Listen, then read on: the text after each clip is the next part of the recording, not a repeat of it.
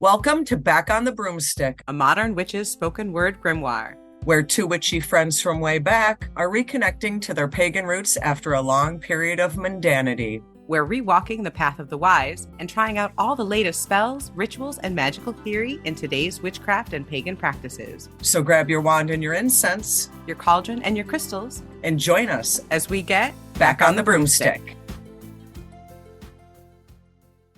Hi, and welcome to Back on the Broomstick. I'm Layla, and on this episode, we're talking haunted objects, possessed dolls, cursed museums, and we're questioning whether energy can actually cling to physical things.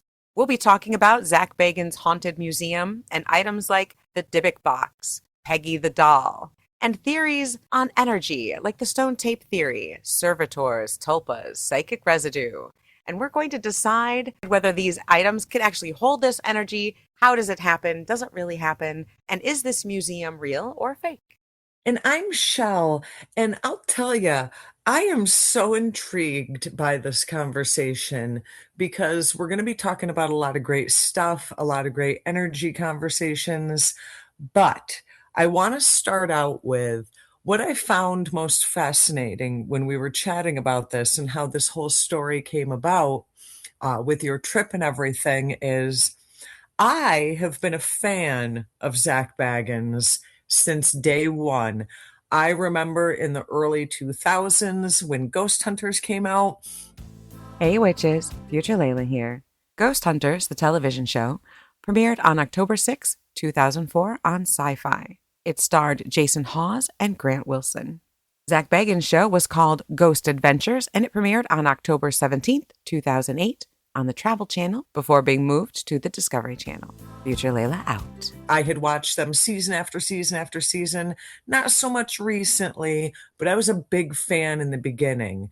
And Layla, tell us your experience with Zak Bagans prior to this.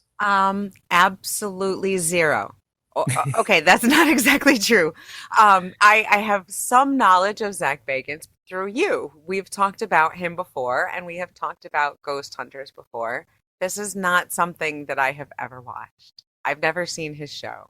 So when I had an opportunity to go to Las Vegas recently, and I was looking up haunted places, and I did go to a few other haunted locations, but everyone said I should check out Zak Bagans Haunted Museum. And Shell was ecstatic. Absolutely. Because, he was one of the innovators in bringing ghost hunting and paranormal hunting to mainstream TV. It was a time when we were kind of craving that kind of entertainment on the old television box. And he was one of the innovators in kind of making that mainstream television. I know there's ghost hunting shows on TV, and I think I've caught one or two. I couldn't tell you which ones they were. And in our research for the Stoned Witches Hour, of course, I have run up against the names of these shows and some of their research and their episodes. But I think I've come across the name Zak Bagans mostly on YouTube. I think he gets possessed a lot or something. That was really my extent of knowledge of him and his ghost hunting, was that he tended to get possessed a lot or something. Well, and you can say this about any of these shows. They get access to haunted locations and haunted places that the normal average person like you or I may not get access And to. I'm so jealous, I have to say. I am so jealous. I know. And when I heard not too terribly long ago, Zak Bagans was able to obtain pretty much all of the Warrens' possessions, which included every single haunted item the Warrens had collected their whole professional careers. And that's a lot of stuff. So when you said you had the opportunity to go, I was ecstatic for you because I get the gist of what the collection was. I didn't know all the bits and pieces and the specific items, but I knew that what he had some meat to it. And I was very excited about it more for the items themselves. I didn't really know much about Zak Bagans and could not care less. But the items there, Jack Kevorkian's actual van, there are items there from serial killers. The Dybbuk box that we've talked about before, Peggy the doll that we have talked about before. items that are supposedly haunted from the Titanic. There are so many things here that I really wanted to see and to see if I felt any energy myself from them. Is this a museum of cool things that actually are active or energetic in some way, or is it really just a bunch of bullshit? I was very much looking forward to a chance to see it for myself. And in my research, I did find a lot of people who went into it very similar to that as I would, with a skeptic's view and also with less either no knowledge of Zak Bagans or a less than favorable view of Zak Bagans. And pretty much every single one of those people that I saw, after they came back out, said how great the museum was. So I was very intrigued. Now, it's not just about Zak Bagans and the weird shit he has bought and collected over time, because that is all awesome in and of itself. But I think the real issue at heart here and the real conversation is energy attachment and how, what, when, where, why can energy be attached to things, objects. We talk about spirit of place, we talk about ghosts and hauntings, but what about objects? So you literally went to a museum that was supposedly full of haunted objects. So I do want to talk about some objects, but I also want to talk about how can that happen? How can a mirror that Joe Blow Schmo looked into then have some imprinted something on it? So I want to talk about not just how cool this museum was and the stuff you saw, but how does this happen? Is this real? What's the deal with objects being haunted? So we're going to dig into that. We're going to first start with spirits of place, because I want to mention that the Haunted Museum is supposedly in a haunted location. This is a house. It looks like an actual home. It's a 13,000 square foot mansion that was built in 1938. And they say that it was already haunted when they purchased it. It's called the Wengert Mansion. And supposedly the former occupants of the home haunt it due to satanic rituals or rituals of a dark nature that took place in the 70s. Yeah, that's what they all say. That's right. That's you and I know that every single haunted location is home to satanic rituals or a portal, and they're always the most haunted, right? One or the other. Now, the reason I bring up spirits of place is because I don't feel like this location is any more haunted than anybody's home that was built before 1990. And you also have to figure, this was in Nevada, built during a tumultuous time to be in the wild, wild west. And if it wasn't haunted, I'd be like, well, that's weird. And people in the 70s, everybody was into interesting hippie stuff, occult things. I don't think this house is any more haunted than anyone's house in the United States. But I do feel that if you concentrate, like if you go to a house and you say, I want this house to be haunted. I'm calling up the spirits of the land, any spirits that are here. I call to anyone who was ever troubled that lived in this home. I call to the spirits of anyone who died in or near this house. Of course, that's going to stir something up. Throw a rock in a neighborhood and somebody's probably died near there. You're more than likely going to get in touch with a riled up spirit that's nearby. And people are doing this regularly at this house. They're asking them to show themselves. They're asking the spirits of this house and of this place to come up and out and interact with them. And I think in my belief, that will energize those spirits to be more active, to be more interested. And one thing I want to point out is, I did back in the day spend a lot of time watching the various ghost hunting paranormally type shows. And the one thing that Zak Bagans is 100% notorious for and totally gets a kick out of is he's a provoker.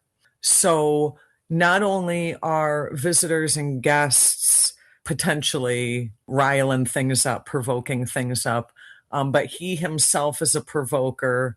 And I would assume not only with the items, but with the property itself. Again, this property, may or may not have had some witches like you and I in the basement doing a ritual here or there. But I think any hauntings that people are feeling are the energies of the land, the energies of any land spirits or the energies that were already there. the energies that were already there that are kind of just being provoked by the people coming around. So let's talk objects. Yeah. In this museum, when you first go into this museum, you enter into a room that's decorated with a bunch of clowns and dolls. The lighting is dim, it's red, it's muted. They definitely set the scene. They even have an oath, a giant oath on the wall. And before you go on the tour, you have to actually raise your hand and repeat it like an oath. And it says, "This building is known to contain ghosts, spirits, and cursed objects. By entering, you agree that management will not be liable for any actions by these unseen forces." Everybody needs a disclaimer, I guess. Right? It makes for a great atmosphere, but it's also psychologically setting the stage for you to see something. So I was fully ready for this all to be kind of hokey, especially because I knew from my research that they were going to heavily push the upgraded pass. This is not a cheap trip by any imagination. Your visit, just for the regular visit, is about $60 roughly. If you want to upgrade to their RIP pass, you're going to pay another $30. You do get a lanyard and a t-shirt and access to extra rooms, but they push that shit. Like, no joke. They will push it continuously until the tour starts. And then they rub it in your face if you didn't get it. Since I was doing this for research purposes, I got the RIP pass. You are not allowed to film or record past that room. Boo. They will rent you for $50 a Polaroid camera with 10 Polaroids in it. So you get 10. Ouch. That hurts. I kind of wanted to. I almost regret it, but then I think about how much money I spent and I stop regretting it. But it's a hook. Two people in our group of 13 people took it, but that's it. So the first room you walk into, filled with dolls, and they do talk about a haunted doll. I can't remember her name. I don't think she was that haunted. But in this room, they also have some objects from Anton LaVey, including goblets that he used during ritual. They have a handwritten letter from him. They have ritual items from him in a glass case. These are actual historic, cool artifacts that do have energy from them. I wouldn't say they're haunted. I really hope that one day some of my altar ritual artifacts are in a museum somewhere.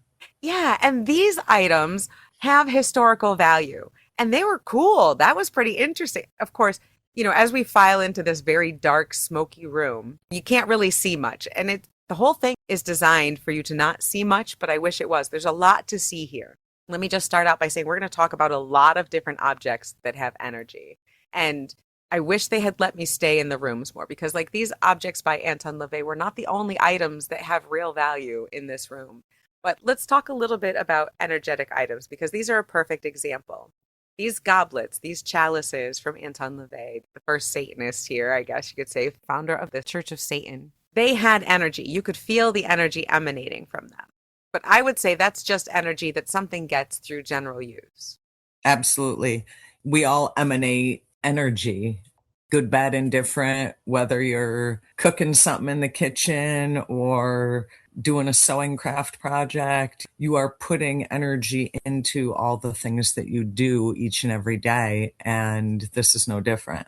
And you mentioned you wish some of your ritual items would be in a museum like this. And there's a few reasons why your ritual items might be more likely than regular items to actually hold on to energy and end up in a museum like Zak Bagans Haunted Museum. Those items would hold more energy. First of all, we tend to use things like metals and crystals that naturally hold on to energy. I mean, they found that the matrices in crystals are energy receptors, and we can do all sorts of different things with that. They use gold to conduct energy. So there's reasons why we're drawn to these types of tools in our craft. They tend to hold that energy, and repeated use puts that same type of energy in them. So if you're constantly holding these chalices and calling in the energies of deity, they're going to kind of hold on to some of that energy over time.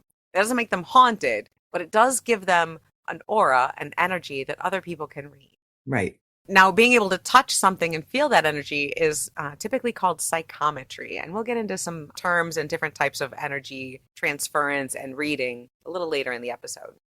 So part of the problem with this whole museum is it's roughly a 2 to 3 hour tour, basically.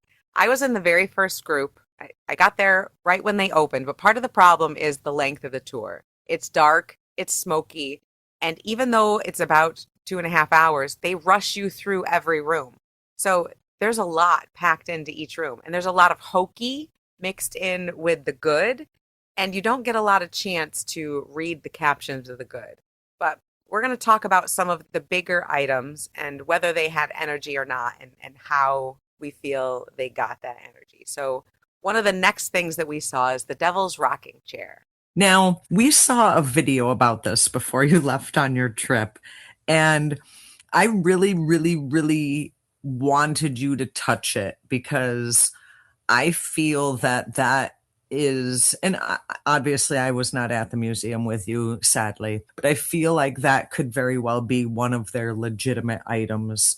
When you approached this, were you given enough time? Side note, that was what annoyed me about your story when you came back, was that you were rushed through this. I wish they gave you more Yeah. time. Okay. So did you even get a chance to kind of get close to this? Did you get an opportunity to touch it? And what did you feel, Okay. if anything? All of these rooms, when you would go in, the guide would talk a little bit. There would often be a video from Zak Bagans himself discussing the item and some of the different things that happened, including things that had happened to people on the tours. When we got to the Devil's Rocking Chair, we got the backstory, which is basically this chair is part of the real life story that inspired the Conjuring movie.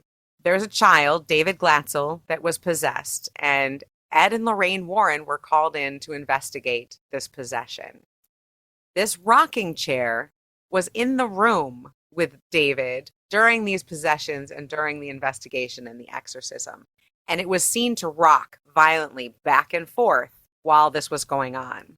Now, this child, 11-year-old child, was supposedly possessed by the devil himself and claimed he could see a beast sitting in the rocking chair, and it would then start rocking on its own violently. Now, after the exorcism and after the demon had been released from this child, people would still claim to see this rocking chair move.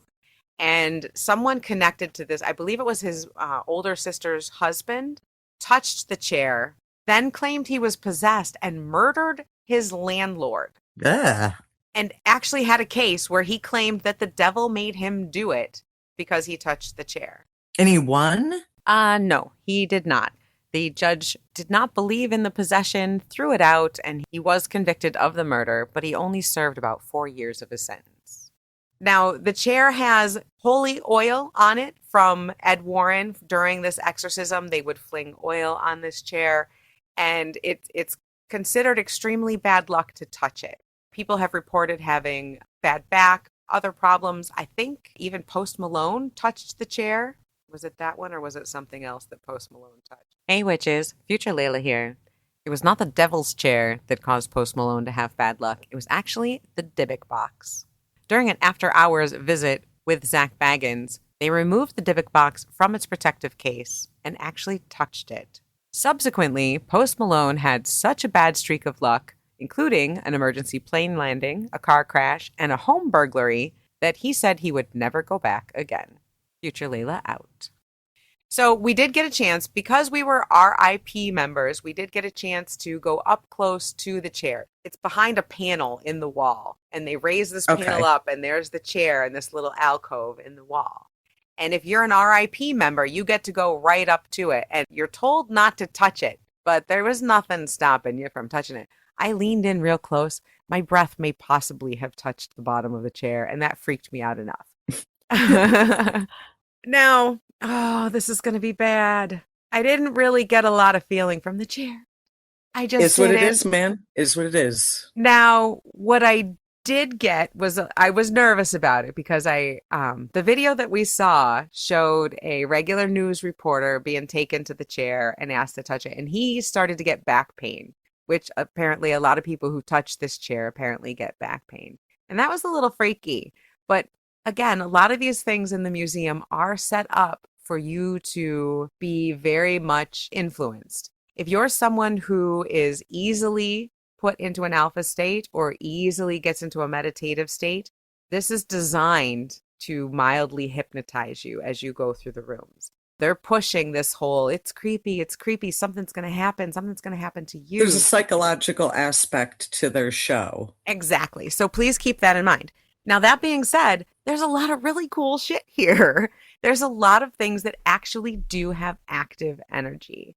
And I do think that that rocking chair has some type of energy attached to it. I don't know if it was a demon or not, but I think that gets back to us talking about the different ways that energy can get transferred to an item. Like you said, just constant association with that, right? People constantly thinking this item has this particular quality can kind of give that quality to it. Well, and also, we happened to be at an event this last weekend together where someone brought out a walking stick that had been owned and used by an elderly woman for many, many, many, many years. And you could feel that elderly woman's spirit emanating from that stick. And it isn't for any other reason than that stick was almost a part of her being for a long time. It was an extension of her arm, a third leg. It was a part of who she was. And that stick still carries that energy of her with it. Same as when a family member passes away and you may obtain an object that belonged to them, a piece of jewelry or what have you, whatever the case may be, and you kind of feel that loved one's spirit within that object just for the sole purpose that maybe it's something they wore all the time or something they used all the time, but it feels like it still has a piece of them with it. Being able to read that type of energy is called psychometry. And this is an idea that was proposed by a gentleman named Joseph Rhodes Buchanan in the 1840s. His theory was that objects retain energy and impressions of things that happened around them, particularly emotions and experiences of the people who handled them. The idea was that, again, usually metals and crystals, precious stones, these types of materials could hold on to energy, and that emotions and even thoughts have energy that would transfer to those objects just by the act of wearing them.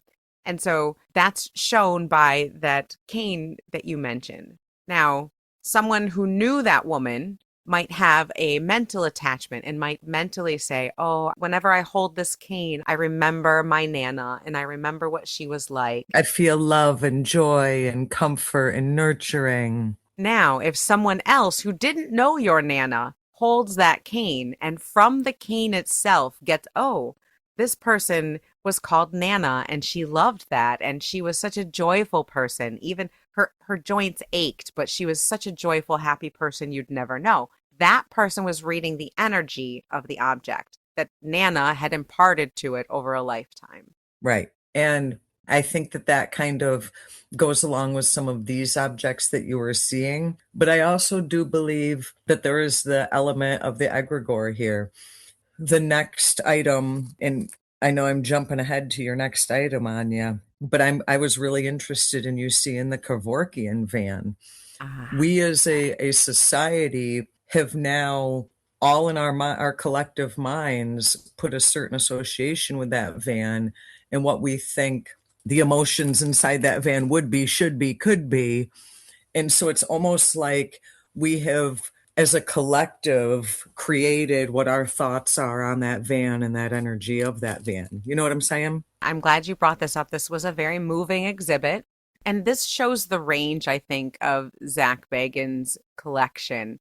These are energetic items that aren't just haunted or have a mystical past. These are items that have actual history of energy transference for all sorts of different reasons. And I was very moved by this exhibit. Objects that have witnessed things. Yes. Now, Jack Kevorkian, Dr. Jack Kevorkian, is also known as Dr. Death. He was an American pathologist and he's a euthanasia proponent. He is someone who, back in the 80s and 90s, was a proponent of terminal patients' right to die. He said that physician assisted suicide was a person's right and that dying is not a crime. And he has said that he assisted at least 130 people to peacefully end their lives on their own terms. Some of this was done in a Volkswagen van that he had, it was paneled all in wood, and he had different tools set up in there. And he also had some music that he had composed for people to listen to as they chose to end their lives. Now, this van was sitting in the middle of a room and they had that music playing. And what really struck me is that you could literally put your head inside this van and look up at the ceiling, the actual van, the actual wood with the actual music playing. That was the last moments for some of these people. It was heavy, but it wasn't bad. It was definitely very heavy energy. You could feel that energy. It was sad, it was hopeful, it was a lot. It was a lot. But also it had a signature, an energy signature. So it has this energy signature. I look at the Kevorkian band as a two-pronged thing. You have this energy signature from however many people spending their last moments there. That's the last thing they saw, the last thing they heard.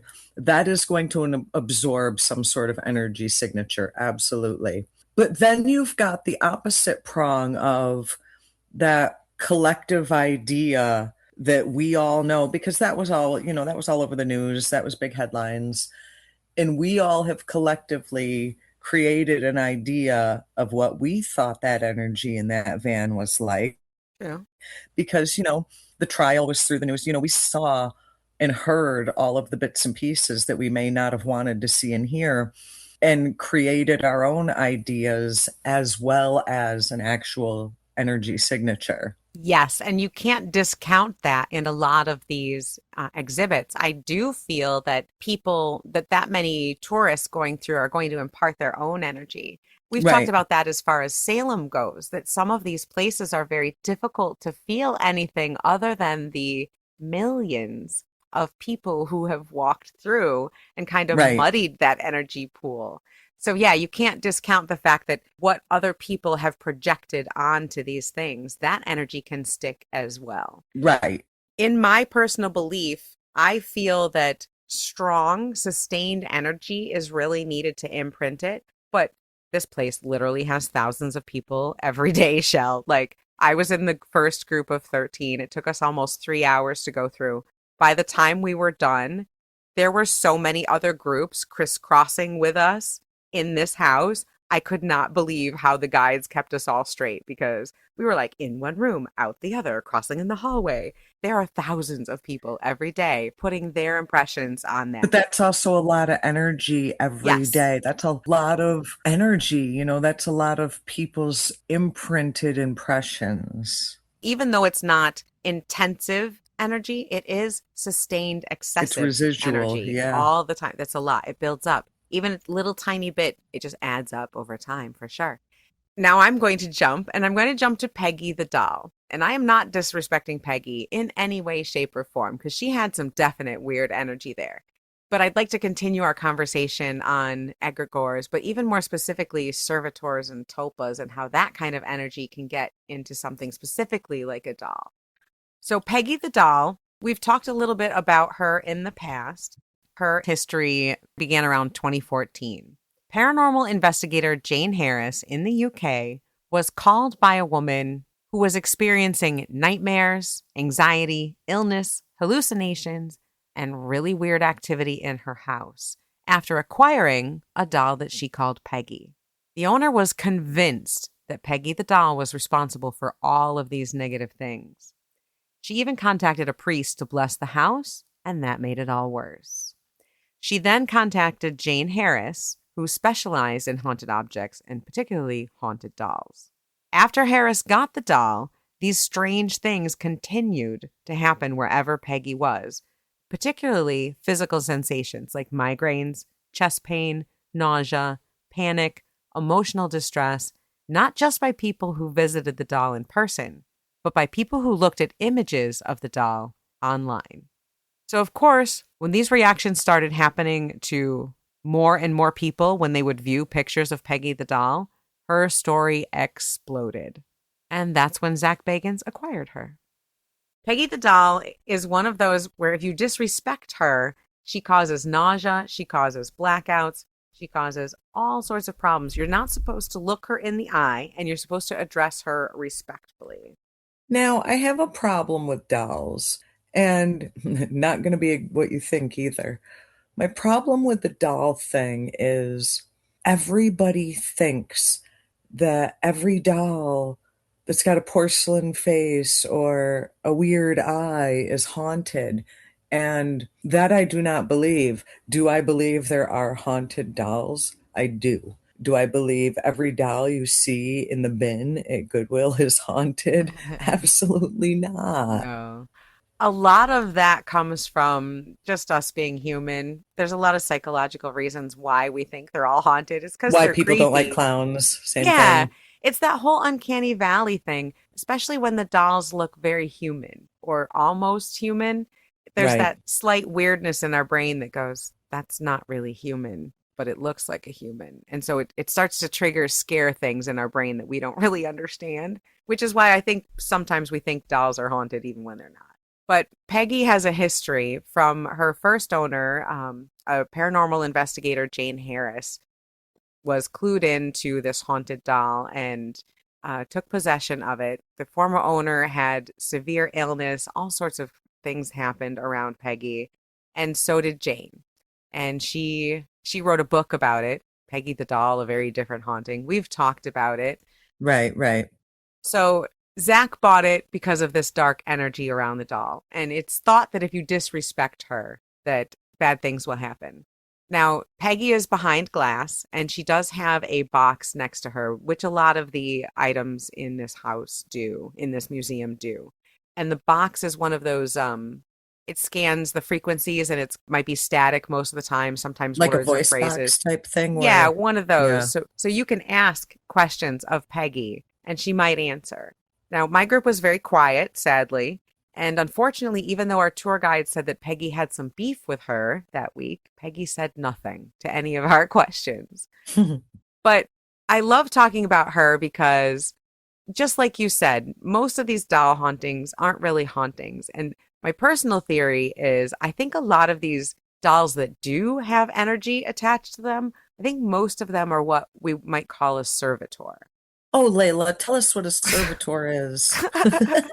Now, a servitor has a lot of use in common magical practice, and you might call it something different. But a servitor is anything that you have put energy into for a specific purpose. A lot of us use them for wards. That could even be a crystal or a jewelry pendant or a doll. Exactly. So it's something that you have poured your energy into to a specific purpose. So we're going to stick with the ward thing because it's easy. So say you have a stone and it's heavy, it's strong, it looks like a barrier. And so you put those ideas, that type of energy into that stone. You are a barrier, you are a protector, you are a warden of this place. You don't allow anything negative to come in. And you push that intention, you push that energy into that stone. You could go so far as to create a servitor of that stone where it holds that part of you, that energy, but that's all it does. It doesn't have a thought, it doesn't think, it just has a trigger and a response. I protect. This energy protects. And so sometimes I think that, like, you know how strongly attached some kids can get to dolls or to toys? I had two of those children, yes. Especially when those children might be magically inclined or in a very good or very bad situation, that excess of emotion is magical energy. And if they're pushing that energy into this doll that they see as a certain thing, a friend, a protector, a guide, a guardian, they just might push enough energy into that doll to turn it into a servitor. I knew Blue's Clues had its own personality. I blame my son. So I guess, for example, like, you ever heard of somebody or a ghost story where the doll would attack people, Yep, but it wouldn't attack the kid that it was attached to? exactly, because it was the kid who fueled that energy. And, you and I were talking about this before, and it can almost be like a split personality thing. That child may have, sadness and anger and hurt, and they're not projecting that out in their everyday, but they project that into this doll, and all of that sadness and anger and pent up hurt. I mean, that energy can fester and kind of turn into something. It would take a whole heck of a lot, but it's possible. So, say you have a child that's in a very dark situation and they put all this idea of hope or need, wanting of a protector into this doll. They wish things were better in their life. They wish they had someone to take care of them. They wish that they had someone to protect them. And they push all those ideas into this doll. Then we're going to Pollyanna this and say that that child gets into a loving situation. Things get better and everything's good. And they give away their toys. And another child picks up that doll, but they're better. We're going to say they have a happy, wonderful life. But that doll now is still holding that energy, is still holding all that energy, is still a servitor that wants to protect a child. So again, servitors are just looking for a trigger and then they have a response. So the trigger might be a kid picks up this toy at Goodwill, brings it home, has a bad day. They're mad at their dad and they start crying to the doll about they're mad at their dad because their dad wouldn't let them play with butcher knives. And so now the doll has a trigger, right? And the reaction is bad things happen to the dad, right? He gets scratches on his back or his tools start falling off of the Car shelf. breaks down. Car breaks down. Trigger response because it's a servitor. So now the doll is quote unquote haunted. But not really. But not really. That's my theory. That's my theory. So I do agree that a lot of these items are probably not necessarily haunted. It's more about they carry an energy signature from either being intentionally directed or being an energetical witness, because that's the other thing, being an energetical witness. And I think that that could potentially but be the deal with the chair as well as the Kevorkian van. The Kevorkian van is 100% energetical witness. It's not that the van had any part in the passing of these people, but it was a witness. Just as if you or I, as human beings, were to witness the passing of someone in front of our own eyes, that would have a lasting impact on us. It's the same thing with the van. It had lasting impact. It just happened time after time after time after time. You know, you get beat in the head enough, your head starts to hurt. You know, you witness enough things and energy that is a permanent imprint, whether you are a person or an object, because even objects are energy and energy absorbs energy. And we are going to talk about the stone tape theory that you touched on here, which is the idea that places and objects can hold that energy, particularly when it's big emotions. And then I want to talk about items that were witness to some horrors, because there is the infamous murder room in Zak Bagans Museum, and these two rooms were the most disturbing to me. Don't jump ahead, Layla. So the stone tape theory. The stone tape theory is an idea. It came from the 19th century from psychic researchers like Charles Babbage, Edmund Gurney, Eleanor Sidgwick. They talked about this idea that places had memory, that the very stones of a place, the stones in a building, could hold on to intense emotions. Even the air itself might record words, phrases, and even images, much like a tape recorder or a video camera can record those images. Have you ever walked to a place and felt an energy there? Like a Oh, heaviness? yeah. Yeah. So even people who don't claim to be sensitive can sometimes walk into a building and be like, this place feels creepy, or walk to a place and feel joy and then find out later that that's a place where weddings are held regularly. So even people who don't think that they're sensitive can feel these. So the idea is that places can hold energy. And the name the stone tape theory came from a 1972 film called The Stone Tape, where murders were taking place. And later, the very stones of the walls would replay images of the murders, and it was scaring people that would walk through. This is now speculated to be the cause of a lot of hauntings that seem to be non-interactive. You know, the haunting where a ghost walks down the hall at 3 a.m. every single day. Right. It's like a tape recorder being, where someone just hits play over and over and then rewind, play, rewind, play. Stone recordings. Exactly. They tend to happen a lot in places where there's limestone, where there's any type of quartz stone, or a lot of times where there's running water or water nearby. So some of this is speculated to be why objects will hold on to energy, is this stone tape theory that these energy waves that we record on a tape recorder or on a film can be recorded by other things and then played back. And sensitive people will see or hear them more often. And that kind of goes along with the thought of how many times has you and I actually just had this exact conversation unrelated to this the other day. These trees have seen a lot of things, or these stones have seen a lot of things. This is exactly what we're talking about. That 400, 300-year-old tree out in the field, that's seen some shit. Same Exactly. premise. Same premise. These scientists, these people, these investigators that were involved for the Society for Psychical Research talked about place memory, storing these events, recording them. And trees are one of them. Groups of trees can sometimes do it. But, just like you might have a radio outside and it might randomly pick up a little bit of a conversation, you get from Skip from another country or A from far off signal. a Yep, far yep. off signals. Sometimes you might randomly run into a signal that these places recorded. And the idea is that intense emotions in particular can record things, which is why you'll often find hauntings in places where violence happen, where murders happen, or you'll find hauntings in places where great joy happen, births of children, weddings, big celebrations. These intense emotions leave a vibration, leave a recording of a vibration on a place.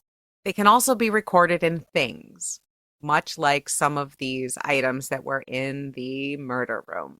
Now, this is a room that has objects from notorious killers, Ted Bundy, Ed Gaines, Charles Manson. He's got items that were used in horrific crimes. That had to be some weird energy signatures that you were feeling. It was awful. It was awful. The room is designed to look like jail cells, and you get locked in, which, first of all, I hate anyway. Right. The energy in this room was very overwhelming to me. There's artwork from these murderers that they have done. There's letters that they have written. There's artwork that Manson had done and then peed on, bodily fluids. Didn't you say there was a pair of glasses that Ted Bundy looked through? Ted Bundy's glasses that he would wear to make him look like just a regular, ordinary guy. Looking through his eyes.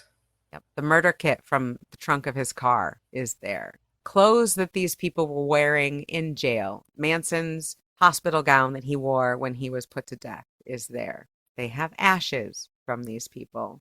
That's some heavy shit. It's heavy. Now, I went into this museum fully cleansed, fully warded, and carrying a bag of stones and crystals and incense. And Of course you were. You ain't dumb. this is the one room that made me pull it out. Instead of just having it in my pocket and in my bag, I literally pulled crystals out and held them in my hands. Thank you to the person who sent us the crystal dicks because I did have the hematite penis. What better for warding off bad energy than a good hematite, right? But no, I had all my crystals out. It was hard. That room was definitely very, very difficult. And there's another room with items from the Kansas City killer as well, including objects and pictures and rough. Those were rough. That stuff carries weight to it because it was a part of some horrific energy. Just as joy can attach itself to things, horror can too. And I mean, the murder kit, like that's some heavy shit. Yeah. Like that's some heavy shit.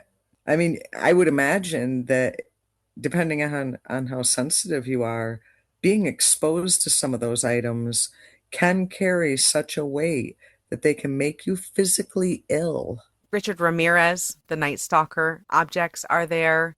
There's a lot of occult items that he was involved with. Samuel Little, who is probably one of the most prolific serial killers in the United States history, has items there. Has stuff there. yeah, it's just a lot. It's a lot. And from a historical point of view, it's interesting. There's write-ups on all of it, but in particular the Kansas City killers, I would say that room was probably the worst because there are images there that he took of his victims, and I didn't appreciate that. Oh, wow. Yeah, Oh, wow. as well as objects that he used to kill these people. Those had bad energy. I That was hard. Those rooms were hard for me. It sounds like there was a mix of things that were haunted, things that have had energy signatures, things that have experienced trauma and horror. Do you feel like there was anything that kind of had a mind of its own, for lack of a better term? Other than the actual clown doll that they used in the movie Poltergeist? No, no, that didn't. That one wasn't haunted at all, but that was a pretty cool object to see. I that scared the shit out of me when I was a little kid, and to see that doll there, that was a cool piece of memorabilia.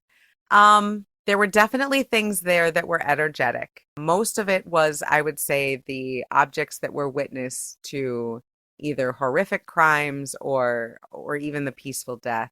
But nothing where you felt an actual being or entity in, an actual haunting. I don't know. I'm not sure.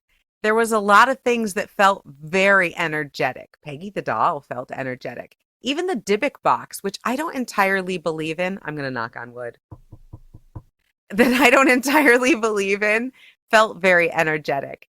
But those particular items, I'm not sure if the energy that I was feeling is from a spirit or a being in that item, or if it was just people projecting it on there. I'm not sure. I would love if we could be some of the chosen ones to be able to go there after hours and really spend time with them. Because, like I said, we were rushed through these rooms so quickly that you had to choose between looking at all the items, and there's a lot of historic, really cool stuff that has energetic signatures in each room, or listening to the stories from the tour guide and from the video from Zak Bagans, which gave a lot of background and a lot of great information. You didn't really have time to do both. You just had a few minutes in each room. If we have any listeners in Vegas, if you could hook us up with an after hours tour at Zak Bagans Museum, we're all for it. Let us know. So I would love to know. There's a lot there, and I would love more of a chance to explore it because some of it felt weird, some of it felt hokey, but maybe not worth $90 in my mind. But there's a lot of really good museum quality stuff that has seen a lot of shit. Now, one thing I also wanted to mention and chat about real quick is containers. Witches love containers, but maybe specifically as it relates to dolls. I think that everything we've talked about, absolutely valid, absolutely an option, absolutely true. But another aspect is some of these things could have been utilized as a container, and a doll is a good example of that. Mustering up the energy or energy that was out there, however it happens, being contained within an object. So some of these things, maybe they weren't a witness, maybe they're not haunted, but they could be a container to an energetic field or an energetic presence. A spirit, a ghost, It a could even demon. be, yeah, yeah, spirit. It could have a spirit in there. But you also have to think of objects not only as imprinted, but as actual containers. There are a lot of spiritual traditions, and there are a lot of ways to ask a spirit, ask an energy, ask a land spirit or land energy, an ancestor, a dispossessed spirit to attach itself or to stay in a certain container. And like you said, dolls are an easy one because it's very easy for people to get emotional bonds or to anthropomorphize a doll. We Right. tend to give them personalities and feel very attached to them, even when they're inanimate. So that makes it very easy for someone, To make it animate. yeah, to in a ritualistic way to tie a spirit to it. That's not easy to do, nor is it simple. It's something that takes time and a lot of power. But it's not impossible. Not impossible and has been done before. There have been a lot of stories and folk tales and documented research done by some of these people where it does seem like that has happened. Personally, I think that it takes a ton of energy to do and a ton of energy to sustain. So I don't think it's as common. But yeah, it could definitely happen. Can you tell us a little more about that? I agree about it being less common. I just wanted to point out that it is also a viable option out there. It's just not going to generally be the answer. It's probably always more so going to be a servitor because we have big wills as humans and we kind of project our thoughts and wills and energies out into the world. So it being a servitor is probably always going to default as far as my answer, but there are options no matter how slim, and a container is one of them. Going back to the example I used, that maybe you are, I don't want to say split personality, but maybe there's a piece of you that's angry and hurt and just pissed off at the world, and you put all of that into something and create a sentient being. Ooh, that's getting into tulpa territory. Right? Or another option is, say, I'll go back to the child and doll theory again. Say you are a child and you have a friend, an imaginary friend, and you love your imaginary friend and you will and beg your imaginary friend to kind of collide with your little dolly figure and go into that form. And, children are more magical than we give them credit for. And probably I would put my money on a kid being able to do it more so than an adult, but maybe kind of get that quote unquote imaginary friend, that potential spirit being, to attach itself to an object to take form. Sometimes that imaginary friend is a spirit, like a land Yes. spirit or a ghost spirit that's there that they're talking to, and that they somehow get to be in this object to hang out with them.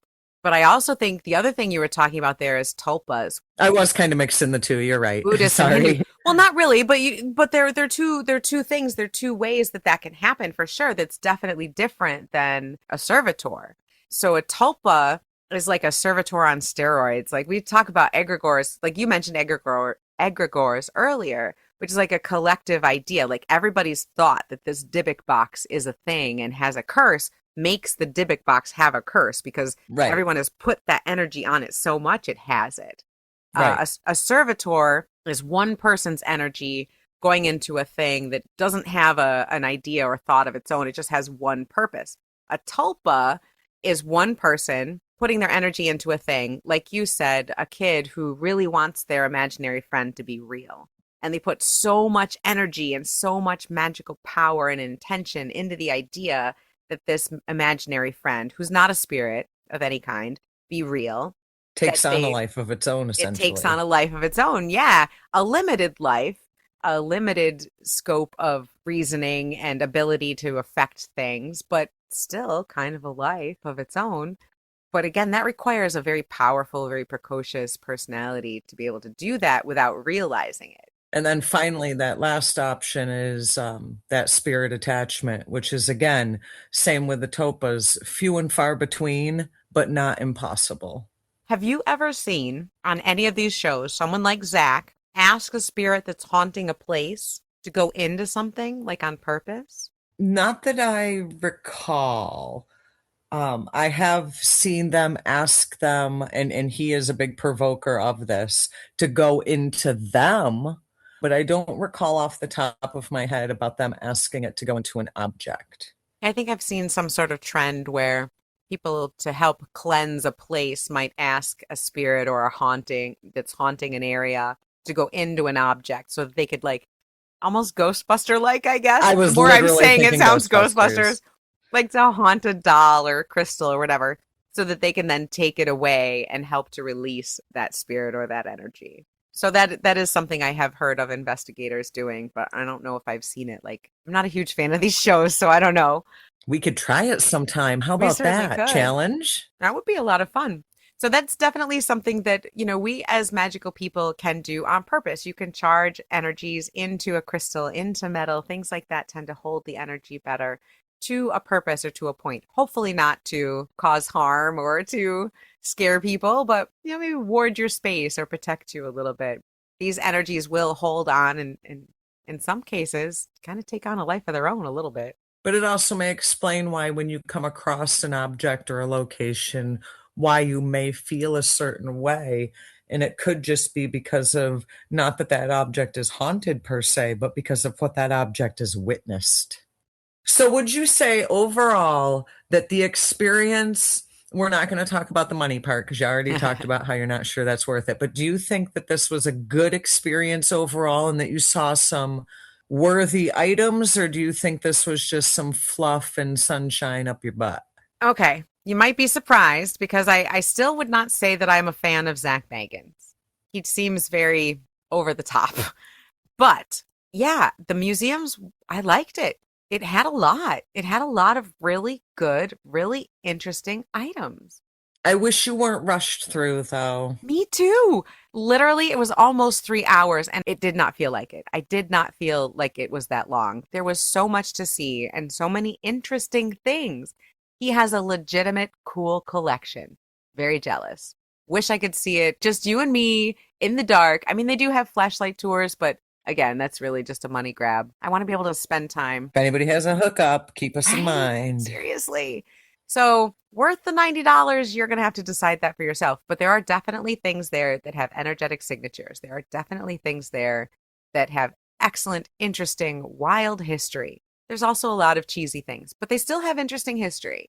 So I think the moral of the story is if you can go to a museum that has a ton of paranormal type things, definitely worth a visit. And the other part of that is that energetic objects are something that a witch can not only sense, but create. These are items that can help you in your practice, whether you're storing energy to use at a later date, if you're charging something as a servitor to help protect your space. Energetic That's items. exactly what people do with the full moon water. You know, they're charging their full moon water and using it at a later date. That's exactly what you're doing, people. You're already doing it. Yeah, and people do it enough by accident that these things end up in a paranormal museum that that we as magical beings can do it on purpose to help enhance our lives. So on that note, I hope y'all get a chance to do something fun and magical this week. Go out and about, and even if it's just a stone you pick up off the ground, see if you feel some energy in things. And if you've got something that maybe belonged to a family member that has passed on, meditate with that a minute and see if you feel that person or their energy signature in that. And just kind of play around with what you're feeling in different things. And it's like anything else. The more you practice, the better you get at it. Stay tuned for our episode next week when we talk about the upcoming blue moon at the end of the month, which also happens to be my bestie Shell's birthday. So don't forget, our brand new P.O. Box is back on the Broomstick, P.O. Box 21, Tioga, PA 16946. If you want to send Shell a little birthday gift or send her some birthday wishes in the form of a postcard or a letter. In the meantime, be wise, be wicked, and keep it witchy.